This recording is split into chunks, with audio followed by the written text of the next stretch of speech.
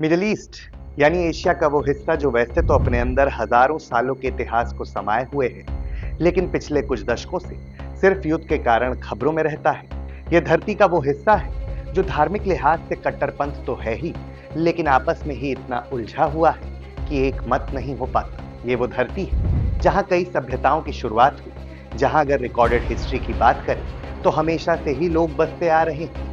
हालांकि ये जमीन यानी मिडिल ईस्ट का आज जो आप रूप देखते हैं, उसके पीछे बस 100 साल पुराने फैसले हैं, और यही वो फैसले हैं जिनकी वजह से मिडिल ईस्ट आज तक दहक रहा है। इस वीडियो में हम आपको इस डील के बारे में बताएंगे जो विश्व युद्ध के बाद फ्रांस और ब्रिटिश सरकार के बीच हुई थी, और जो सही मायनों में दशकों से दहकते जलते मिडिल ईस्ट की वजह है। मिडिल ईस्ट कोई एक देश नहीं, बल्कि देशों का समूह है जो एशिया, यूरोप और अफ्रीका के संगम पर बसा है।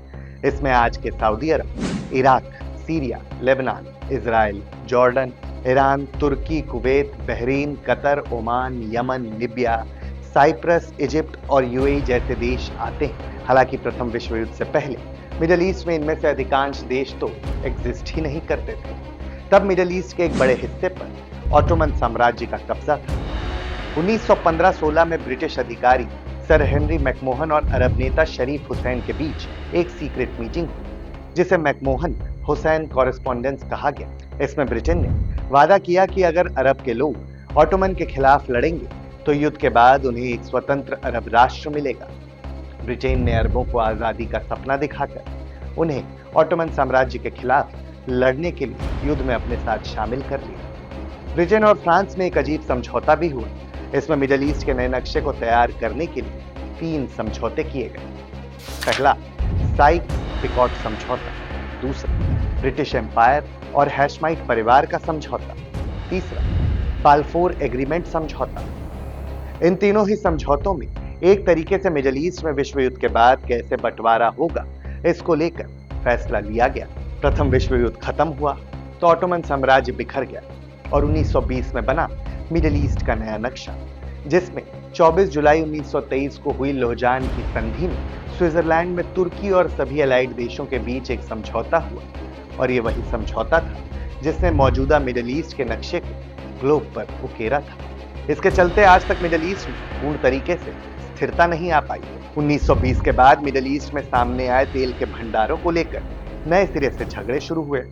अब ये क्षेत्र सिर्फ जियोपॉलिटिक्स के नजरिए से ही नहीं, बल्कि ऊर्जा, कमाई और राजनीति का भी केंद्र बन गया। इसके अलावा कुवैत, जो पहले इराक का हिस्सा हुआ करता था, उसे 1961 में अंग्रेजों ने एक अलग नया देश बना दिया। ये बंटवारा कई सालों बाद युद्ध की वजह बना। ठीक कुवैत जैसी ही स्थिति लेबनान में भी देखी जाती है। वहीं 1948 में संयुक्त राष्ट्र के प्रस्ताव के आधार पर इजराइल को मान्यता मिल गई, जिसमें फिलिस्तीन 2 टुकड़ों में बट गया, एक फिलिस्तीन और दूसरा इजराइल, जबकि इसका तीसरा और सबसे विवादित हिस्सा यरूशलेम यूएन की निगरानी में चला गया। 1967 में हुए 6 डे वॉर में इजराइल को ही फायदा हुआ।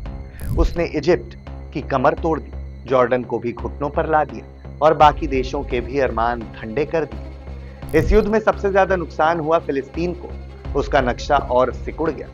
सिकुड़ क्या ही गया, फिलिस्तीन कई हिस्सों में टूट गया।